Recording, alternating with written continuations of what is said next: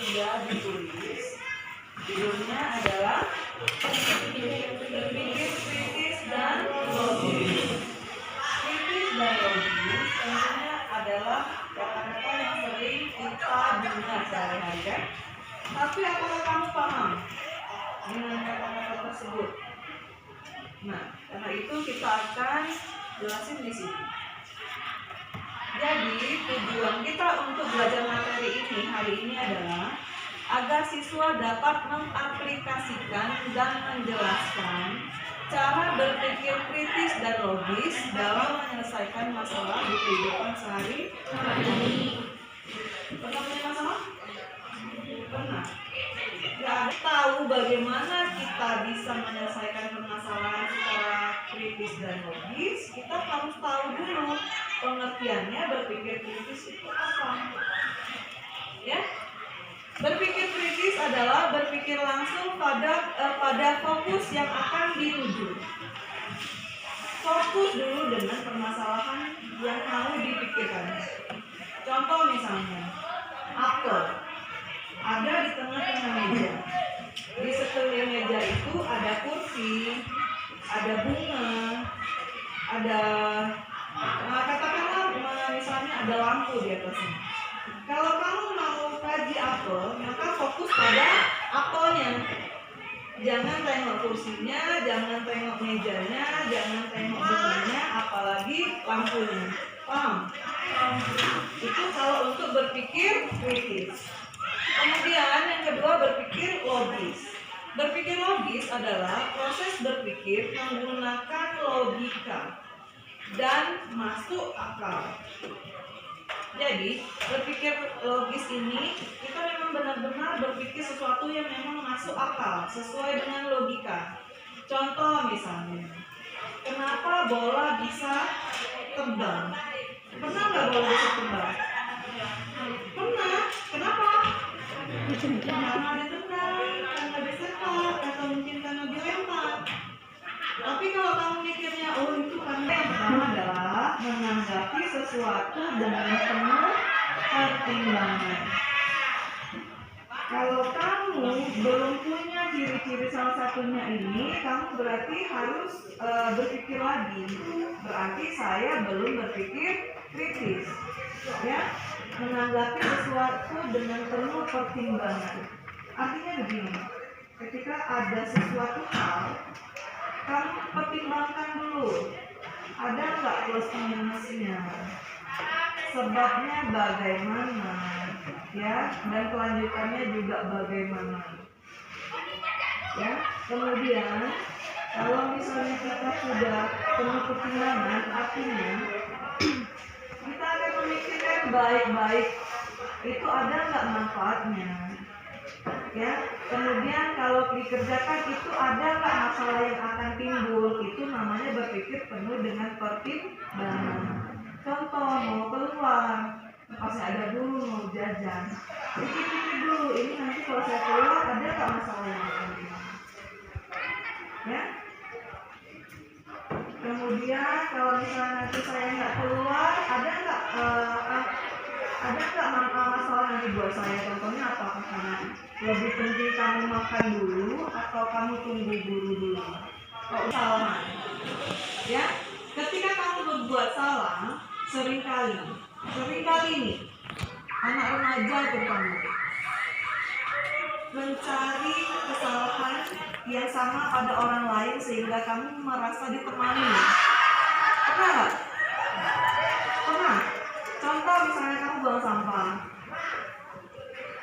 sampah, terus ada guru yang nengok, kamu buang sampah sekarang, dia juga ada yang buang sampah kayak gitu. Pernah nggak? Ada yang kayak gitu? Itu namanya belum mau memperbaiki kesalahan. Tidak mau fokus pada diri sendiri, sibuk mencari alasan-alasan sehingga merasa kesalahan kamu itu bisa ditolerir. Padahal seharusnya ketika kita mau hidup lebih baik dan mau menjadi orang yang berpikir kritis, sadari kesalahan dan kemudian diperbaiki. Ya, yang kedua, Kemudian yang ketiga, mengenali sesuatu secara sistematis. Apa artinya? Sistematis itu berdasarkan sistem. Contoh misal, ini iman.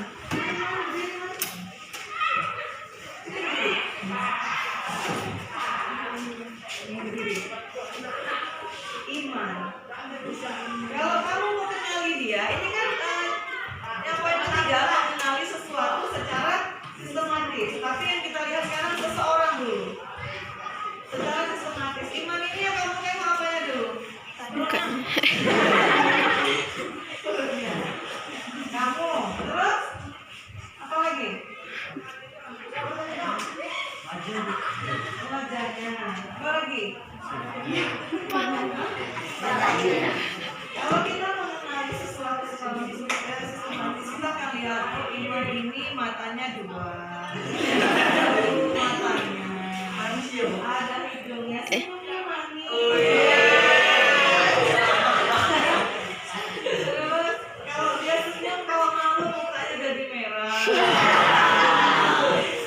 Kemudian tangannya dua, badannya tinggi, agak berisi, ya kan? Ada telangat dua di sini. Namanya berpikir secara sistematis. Berani menyampaikan pendapat, punya pendapat langsung disampaikan. Atau mungkin perlu dulu untuk dipancing, tapi paling nggak dia berani untuk mengungkapkan pendapat. Yang jelas perlu kita ketahui setiap orang itu berhak untuk mengungkapkan pendapatnya masing-masing. Akan hal yang belum dipahami. Bu, kok spidol itu dalamnya gimana, Bu? Ya, contoh misalnya. Atau misalnya, Bu, saya belum ngerti apa yang Ibu sampaikan. Berani untuk bertanya selain juga untuk mengungkapkan pendapat. Ya, kemudian ciri-ciri berpikir logis itu ada 8. Yang pertama, berpikir secara luas. Luasnya bukan luas rumus. Kalau bertemu dengan yang lebih mudah harus paling nggak menunjukkan sikap yang baik supaya nanti dicontoh sebagai orang yang baik. Kemudian kamu melihat keadaan bahwa ketika kita sekolah maka ada hal-hal yang bisa kita pelajari. Itu artinya berpikir luas. Ya, kalau kita tidak belajar dulu, maka tidak ada yang bisa kita dapatkan. Karena itu banyak-banyak belajar supaya cara berpikir kita bisa lebih luas, supaya lebih banyak pengetahuan. Ketika kita banyak pengetahuan, maka cara berpikir kita juga akan semakin luas. Belajar dan pengalaman itu adalah hal-hal yang bisa membuat wawasan menjadi luas. Pikir sistematis. Yang tadi mengenali sesuatu secara sistematis. Bagaimana cara berpikir sistematis? Berpikir sistematis, kita mulai memikirkan sesuatu itu tahap per tahap. Kalau misalnya saya mau pergi sekolah tidak terlambat, apa yang harus saya lakukan? Malamnya sudah mulai dipikirin, jam berapa harus bangun, apa aja yang harus dikerjain sampai ke sekolah tepat waktu. Itu adalah salah satu cara berpikir sistematis. Kalau misalnya saya mengerjakan pagi bangun tidur, lipat dulu selimut, bersihkan kamar, kemudian ambil wudhu, sholat subuh, kemudian nanti saya bantu orang tua menyapu atau cuci piring, kemudian saya mandi, sarapan, berpakaian yang rapi, kira-kira dari rumah berapa menit ke sekolah, itu semuanya sudah diperhitungkan. Apa artinya disiplin? Apa artinya disiplin? Apa artinya disiplin? Disiplin apa artinya?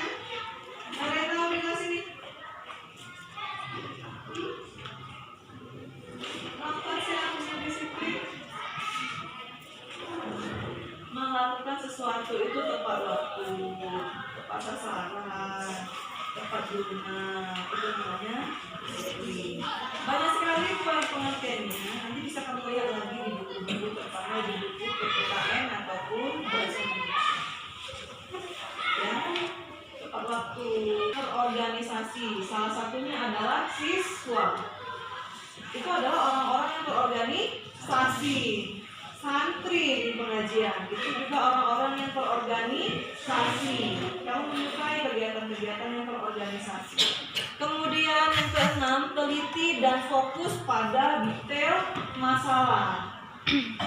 Ya, teliti dan fokus, tidak kemana-mana pikirannya, sesuai dengan apa yang akan dibahas. Di sini karena waktu sudah habis, ya.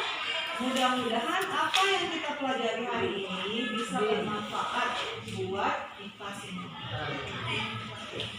Ya, Assalamualaikum warahmatullahi wabarakatuh.